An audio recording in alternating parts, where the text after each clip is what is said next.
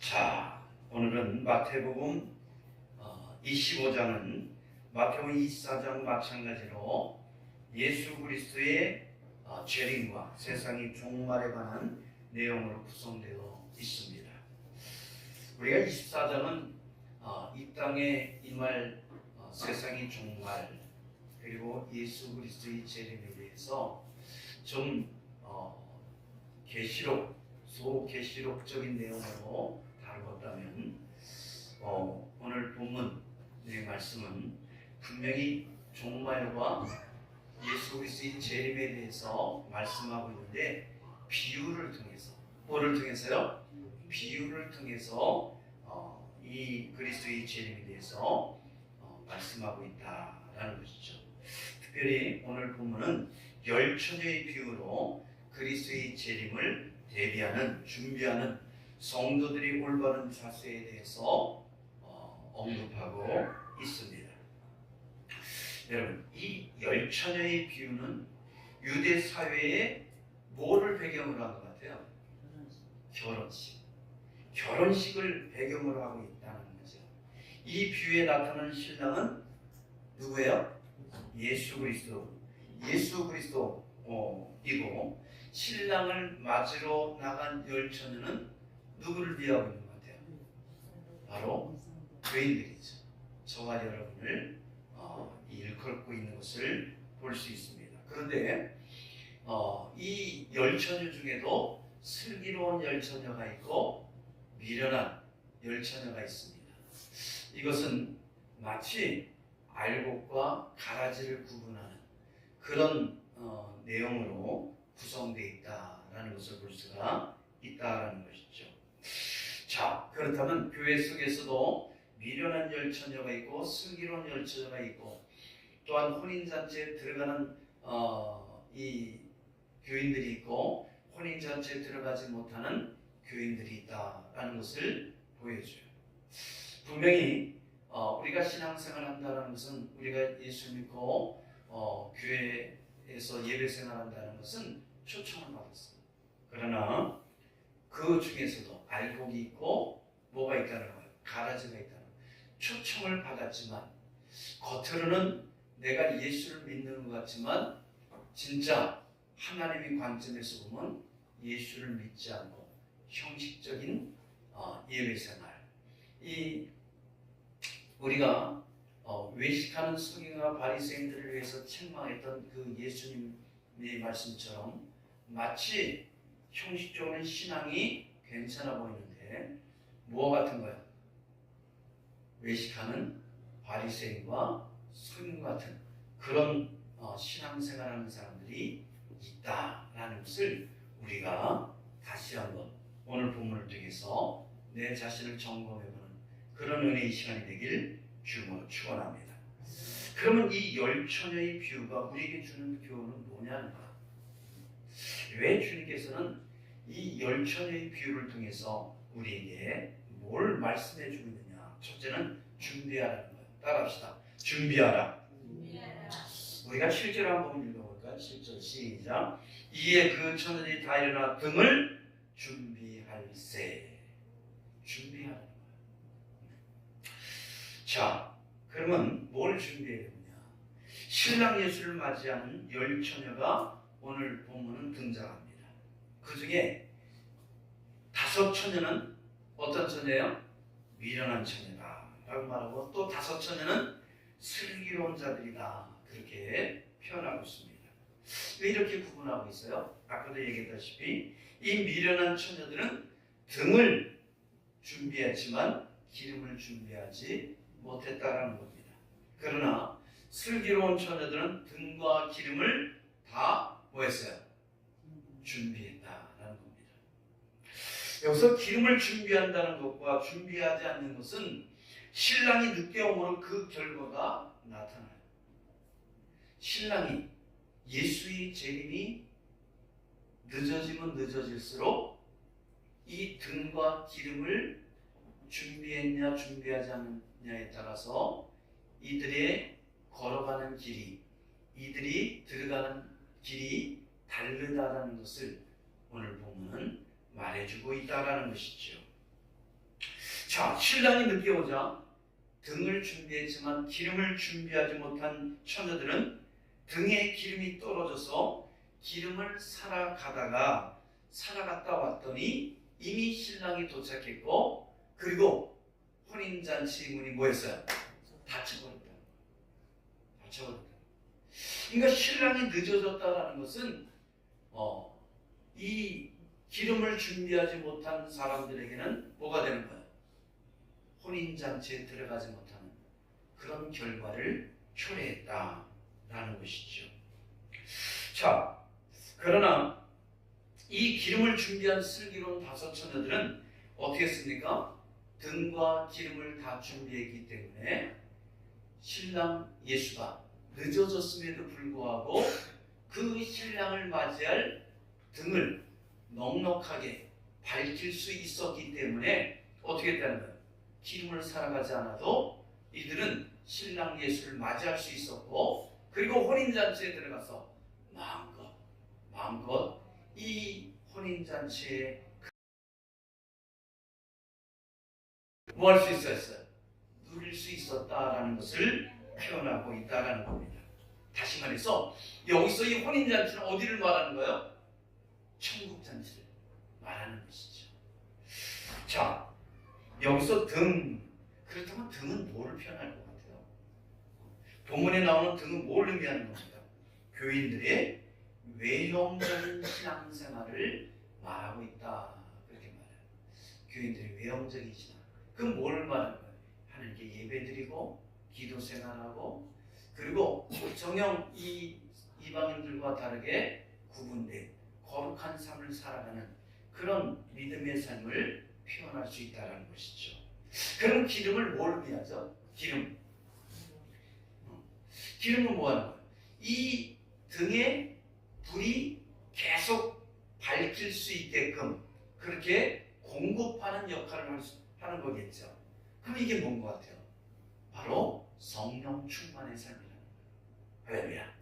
그러니까 우리가 예수를 믿는다면서도 성령의 충만을 받지 못하면 우리는 어떻게 돼요?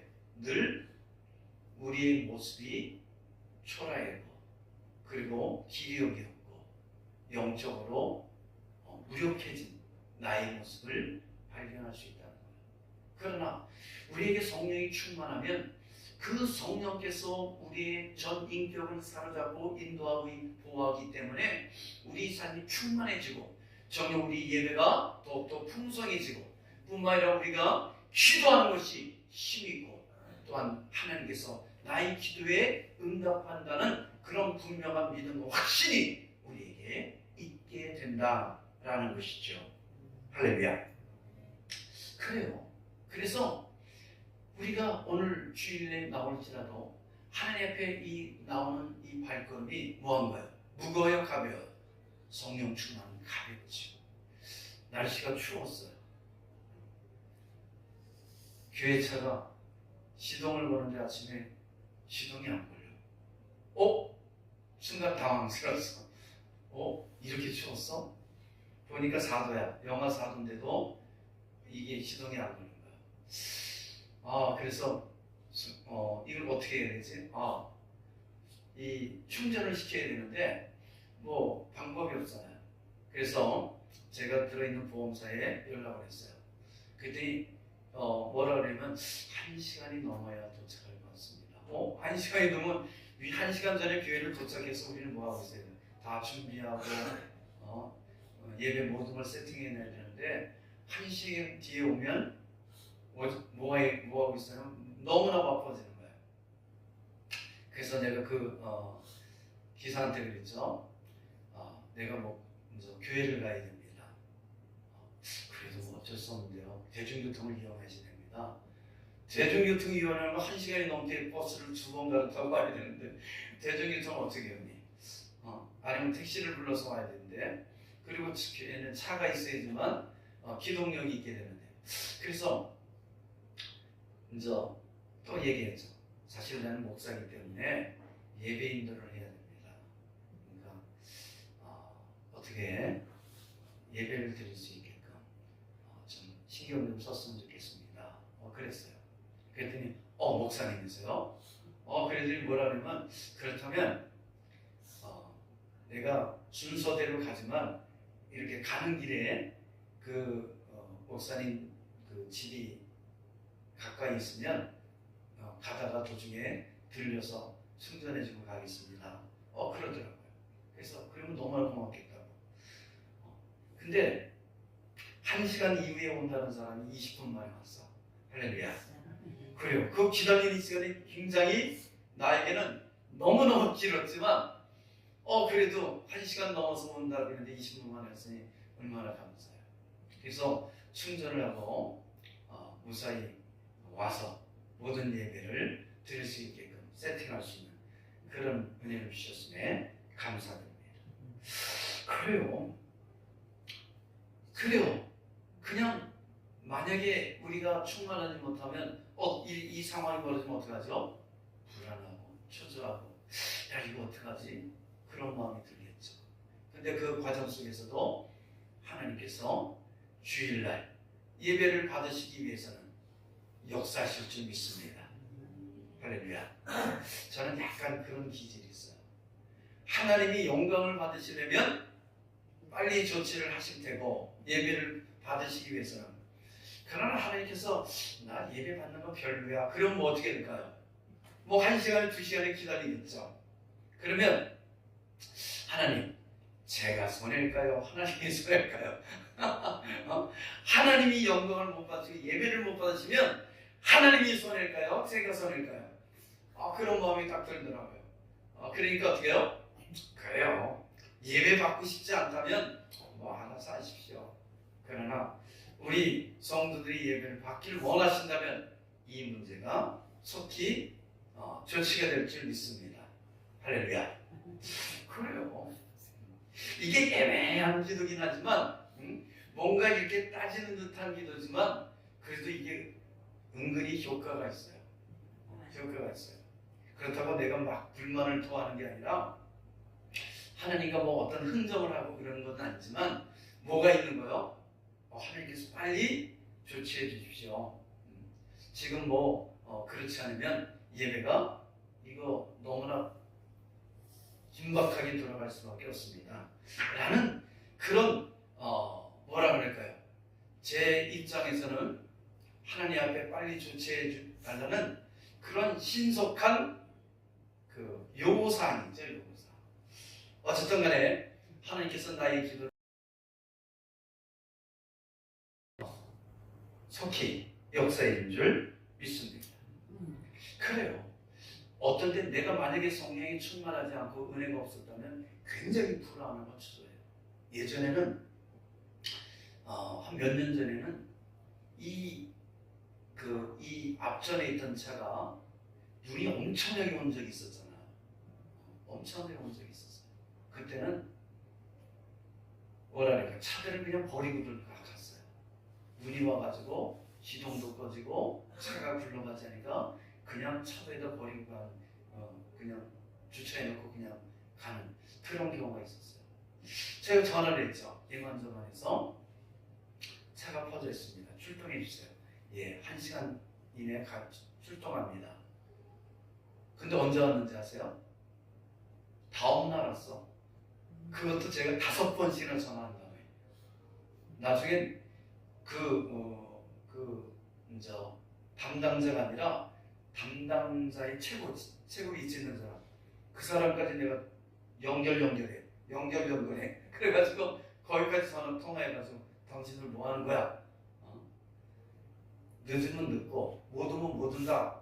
이렇게 해야지 24시간이 넘어서 오는 그런 긴급 출동이 어디냐. 이건 긴급 출동이라 하지 말고 늘어지는 출동이라 해라. 늘어지는 출동이라. 무슨 어느 쪽을 긴급 출동이냐. 내가 막 싫은 소리까지 한번 했어요. 그 정도로 눈이 많이 온 적이 있었죠. 몇 년 됐죠. 여러분, 그래요. 그럴 때 사람들은 어떻게 뭐 할 수 있어요? 인간적인 마음이 막 솟구칠 때가 있죠. 그럼에도 불구하고 하나님을 믿는 우리들이 더욱더 이 상황 속에서도 하나님께서 우리 삶 속에 개입하시고 역사할 것을 믿는 것, 성령께서 내 삶 속에 정령 인간이 불가능을 할지라도 하나님께서는 그것을 가능하게 할 것을 믿습니다 라고 하는 것, 그것을 믿는 것, 그리고 그렇게 하나님께 역사하는 것, 정녕 이것이 뭐합니까? 우리의 충만한 삶이죠.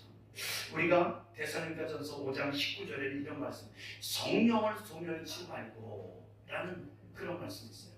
뭘 의미해요? 우리 믿음의 사람들이 성령을 소멸시킬 때가 있다는 거예요. 소멸한다는 건 뭐예요? 소멸이 뭐죠? 꺼뜨릴 때가 있다는 거예요. 여러분, 불이 꺼지려고 그럴 때 다시 피는 것은 쉬워요. 그죠? 근데 이미 소멸에 꺼져버린 불을 다시 피려고 그럴 때는 그만큼 뭐하죠? 어려워요. 힘들어요. 그렇기 때문에 성령을 소멸치 않는 그런 은혜가 있길 주님으로 축원합니다. 여러분, 그렇습니다. 정녕 우리가 성령이 충만하지 못하면 은혜가 없어요. 말씀을 들을 때도 그 말씀에 꿀이 떨어져야 되는데 그 말씀이 냉랭하고 딴 생각하게 되고 또 뭐예요? 관심이 콩밭에 가 있는 그런 모습이 나에게 있다면 성령이 뭐한 거예요? 성령이 소멸되고 있는 거예요. 그렇기 때문에 그럴 때는 어떻게 되죠? 부채질을 해야 돼요. 군불 때 봤죠? 아궁이에 군불 때 봤잖아요. 불이 점점 시들어 가려면 어떻게 하죠? 나무를 더 넣고 그 다음에 부채질을 막 하잖아요. 부채질을 막 하잖아요. 그럼 연기는 막 날지라도 이 불이 이 불씨에 불이 딱 다른 다음에 옮겨 붙으면 그때부터는 점점 뭐야? 이 연기가 사라지면서 불이 활활 타고 그리고 구들장이 어떻게 해요? 불을 많이 쬐면 아르목은 새까맣게 장관이 타고 음목은 내그물이라서 죽고 그래서 이불을 깔아놓고 어떻게 합니까? 이불을 아르목에 깔아놓고 거기에 옹기종기 모여가지고 그 이불을 뒤집어 쓰고 앉아있던 과거의 생각들이 안 나십니까? 요즘은 너무 이 온석이 잘 돼가지고 그 아름다운 추억이 사라진 것 같아요. 정감이 사라졌잖아요. 여러분, 비록 그때는 춥고 지금처럼 보일러가 펑펑 나오지 않아서 막 물을 끓여서 그렇게 씻어야 되는 그런 추운 겨울을 보내야 되지만 그러나 그때는 뭐가 있습니까? 정겨움이라는 게, 정감이라는 게 그때는 남아있죠. 그래서 그때 살려면 난 다시는 안 살아. 그러나 그때의 정감은 더 따뜻하게 우리 가슴 속에 남아있다는 거죠. 여러분, 우리 신앙도 마찬가지잖아요. 요즘 모든 것이 얼마나 좋아졌어요. 우리 신앙생활이 얼마나 편리해졌어요. 그리고 지금 추워지니까 우리가 시타 막힌 게 아니라 뭐예요? 온풍기까지 막 들어가요. 그러니까 굉장히 예배드리기에 편해지는 안락한 그런 환경이 됐어요. 근데 옛날에는 어떻게 했죠? 옛날에는 그냥 추우면 추운 대로 그렇게 모여서 예배드리고 했던 그런 상황이 있잖아요. 천막에서도 그렇게 예배를 드렸던 그런 시절이 있었다는 거죠. 그럼에도 불구하고 우리는 어떻게 했죠? 하나님을 향한 그 뜨거운 열정이 있었기 때문에 성령이 충만히 있었기 때문에 어떻게 했습니까? 감사가 넘쳐났고 은혜가 넘쳐났고 정녕 그 주의 속에서도 주 앞에 나와서 기도하고 예배하는데 힘을 다했던 우리의 모습이 기억나지 않습니까? 그런 첫사랑을 회복하는 은혜가 있기를 주님으로 축원합니다. 여러분, 그래 우리가 8절 한번 읽어봅니다. 8절 시작. 미련한 자들이 슬기는 자들에게 이르되 우리 등불이 꺼져가니 너희 기름을 좀 나눠달라. 여러분, 등불이 꺼질 때가 있다는 거예요. 기름이 떨어지면 등불은 꺼져지게 돼 있어요. 우리 신앙이 식어지고 우리가 교회를 떠나고 예수님을 떠나는 것은 뭐가 꺼져가기 때문에 기름이 성령의 은혜가 성령 충만이 소멸되기 때문에 그런 현상이 나타나는 거예요. 우리가 신앙생활하다가 상처받았어요. 왜 그러는 거예요?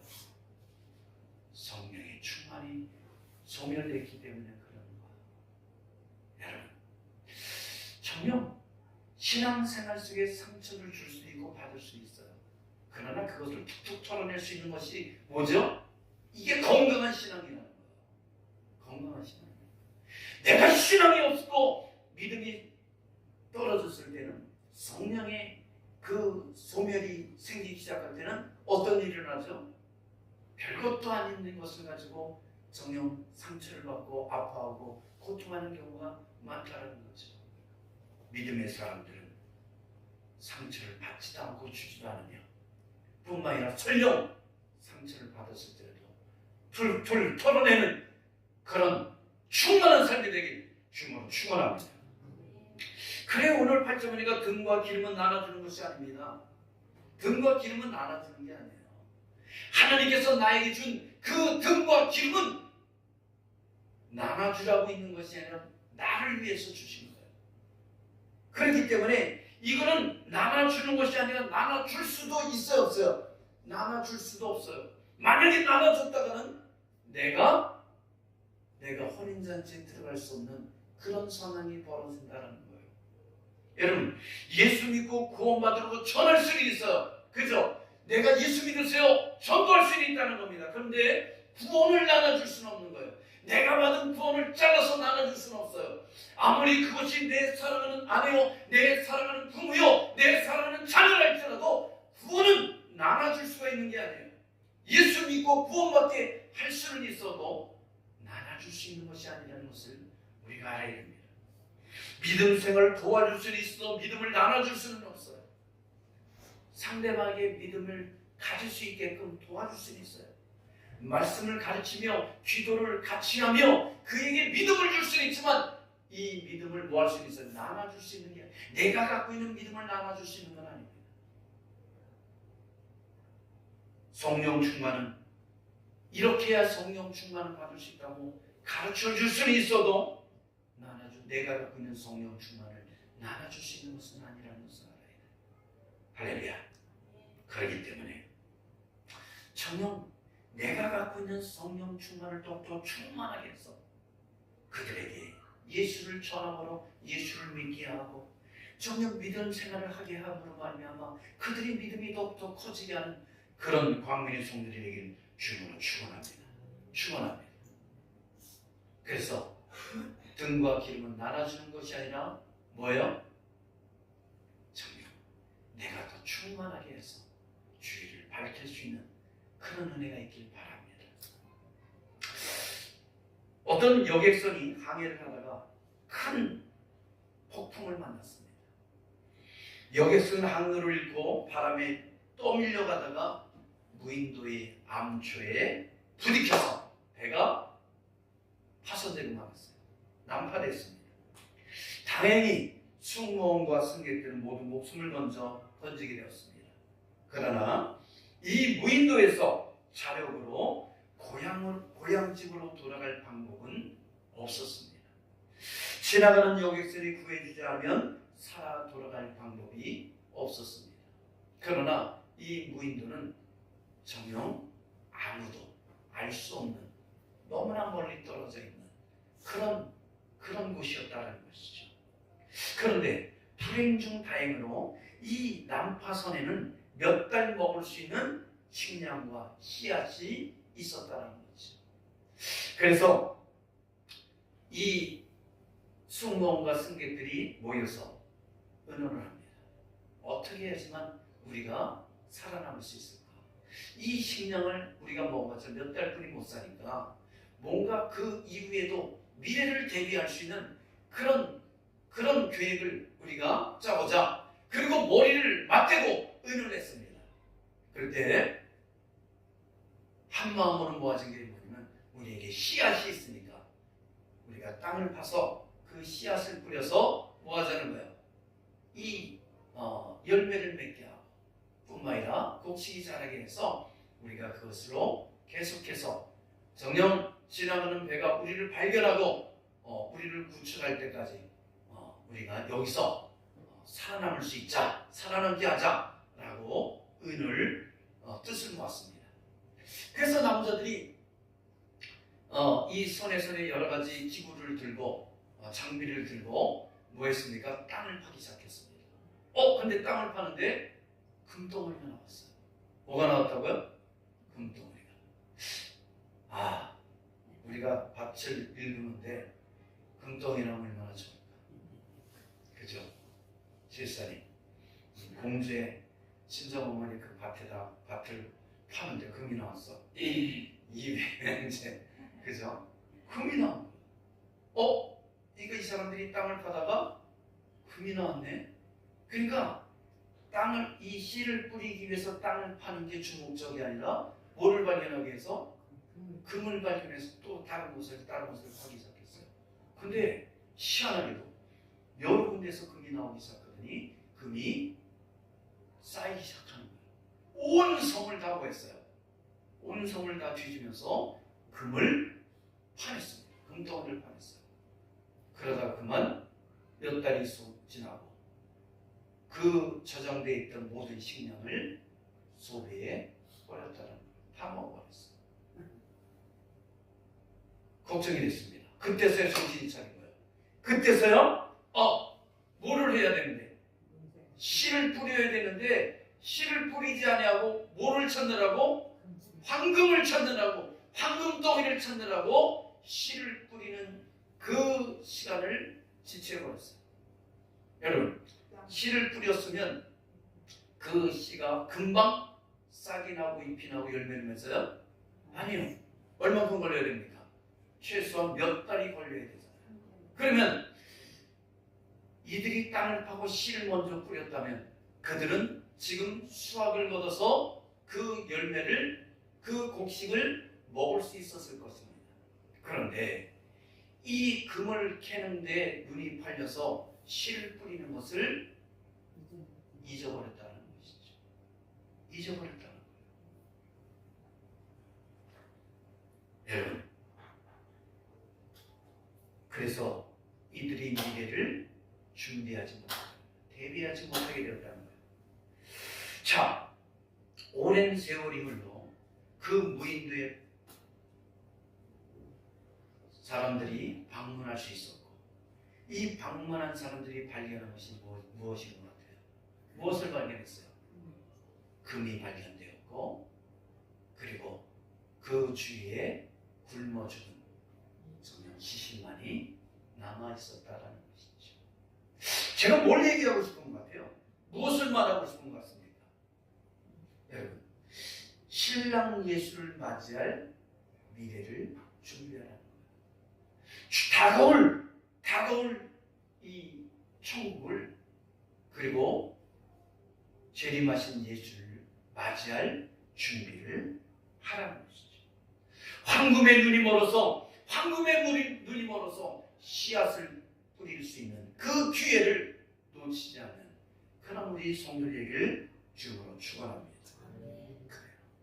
세상 것에, 세상의 삶의 눈이 멀어서 세상의 그 향락과 즐거움에 빠져서 진실로 씨를 뿌려야 돼. 믿음의 씨를 뿌리고 예배의 씨를 뿌리고 신앙의 씨를 뿌려야 되는데, 기도의 씨를 뿌려야 되는데, 그 씨를 뿌리는 기회를 놓치지 않는 저와 여러분이 되길 주님으로 축원합니다.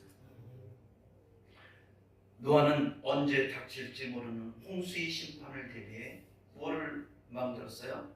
방주를 준비했습니다.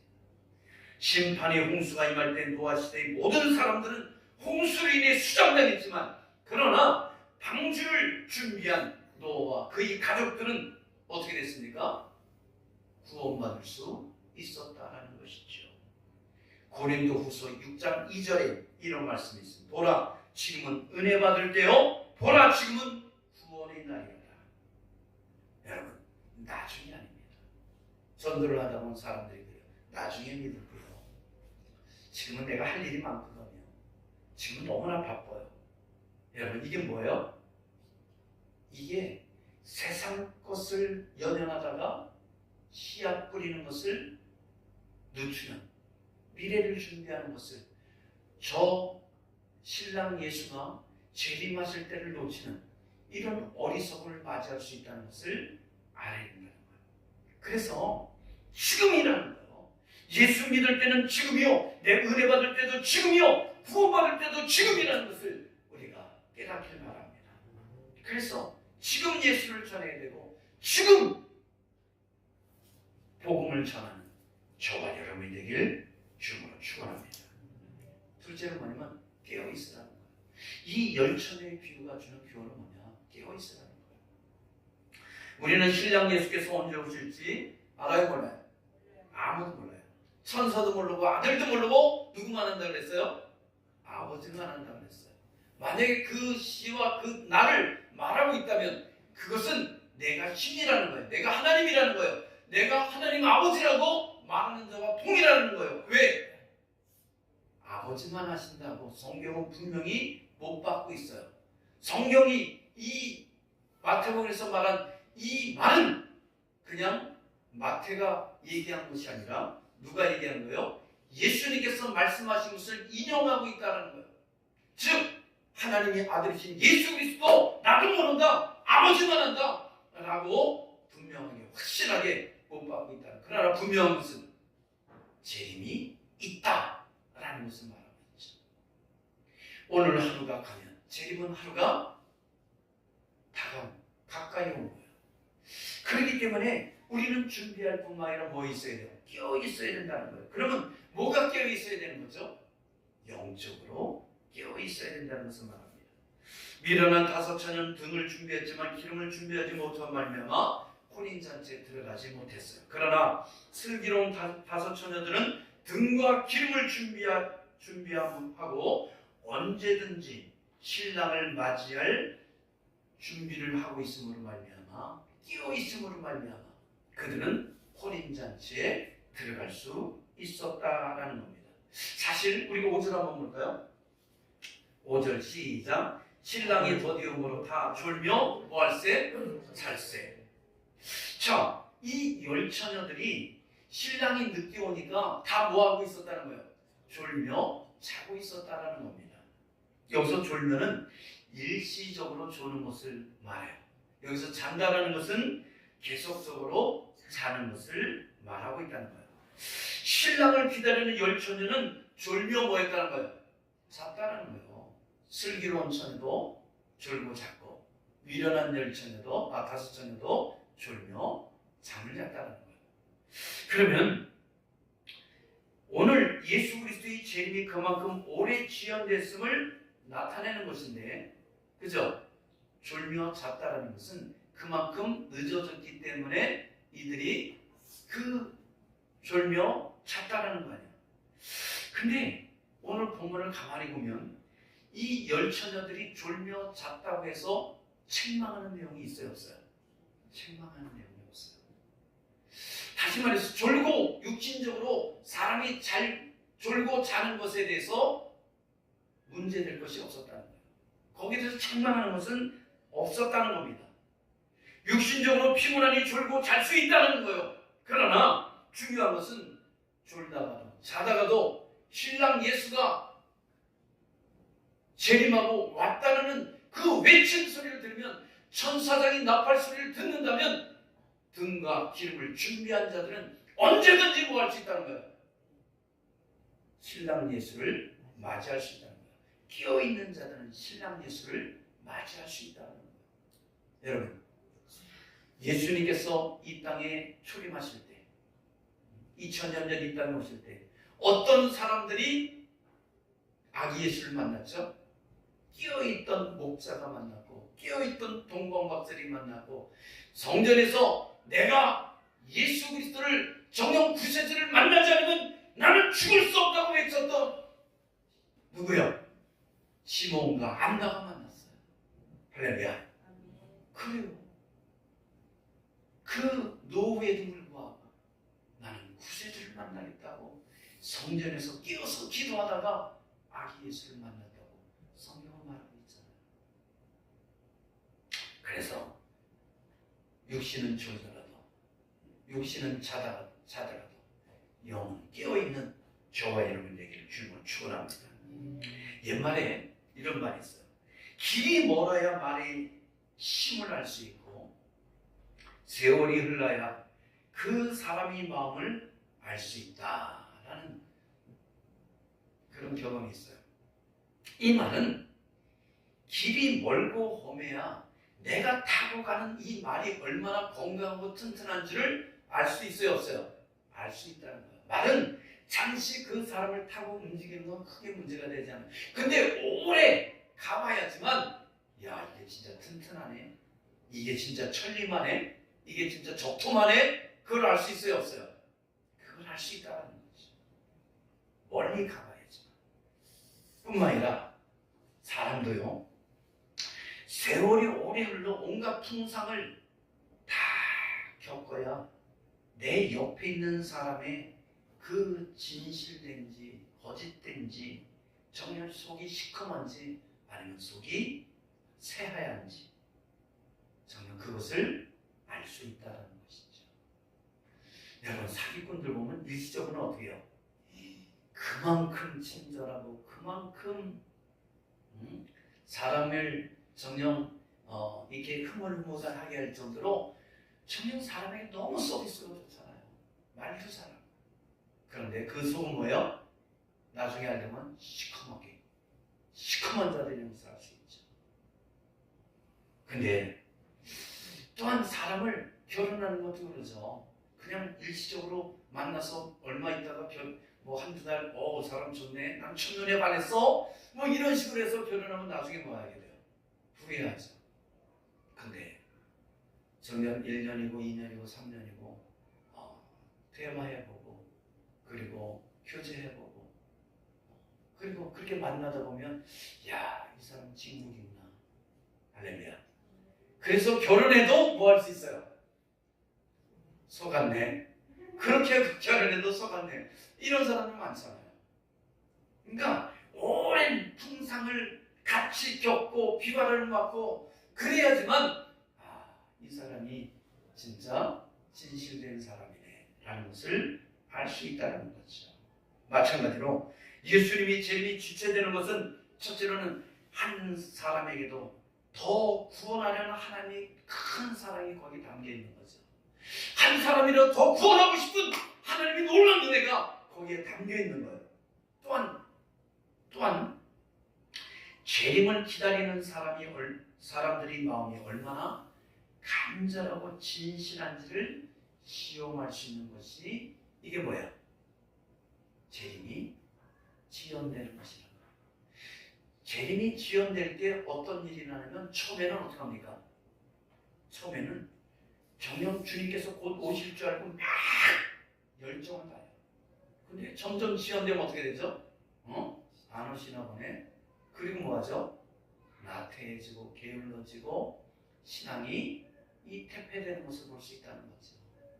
그런데 정녕 끝까지 지연되면 지연될수록 더 끼어서 주님을 사모하는 마음, 하나님 앞에 더 열정하는 마음이 커지고 있다면 그것을 보기 위한 하나님의 계획이 이 지연 속에, 더딤 속에 들어있다라는 것을 우리가 다시 한번 깨닫는 은혜가 있기를 바랍니다. 여러분, 출애굽기 32장을 보면 모세가 십계명을 받기 위해서 어디에 가요? 어디에 올라갑니까? 시내산에 올라가요. 그리고 하산이 늦어졌어요. 이 하산은 빨라야 되는데, 그죠? 하산이 늦어지면 산 밑에 있는 사람이 기다리는 것이 그만큼 쉬워요, 어려워요? 어려워요. 왜 이렇게 안 내려오는 거야? 그래서 이 출애굽한 이스라엘 백성들은 지금 누구 보고 출애굽했어요? 이 모세 하나 보고, 사실 하나님 보고 했어야 되는데 눈에 보이는 것은 하나님이 아니라 모세였기 때문에 이 모세 보고 출애굽했는데 모세가 안 보여. 사실 그래서 어떻게 합니까? 그래서 실을 만들었어요. 금붙이를 다 모아서 녹여서 금송아지를 만들어서 이것이 애국에서 우리를 인도한 하나님이다, 여호와 하나님이다, 그렇게 하면서 축제를 벌였어요. 페스티벌을 열었어요. 춤을 추고 정녕 이 이방인들이 하는 그런 무속신앙처럼 그렇게 하나님을 우상을 섬기며 하나님을 우상으로 대치해서 그렇게 축제를 벌였다는 거예요. 그렇게 제사를 드렸다는 거예요. 여러분, 이 모세가 내려갔을 때 깜짝 놀라서 어떡하죠?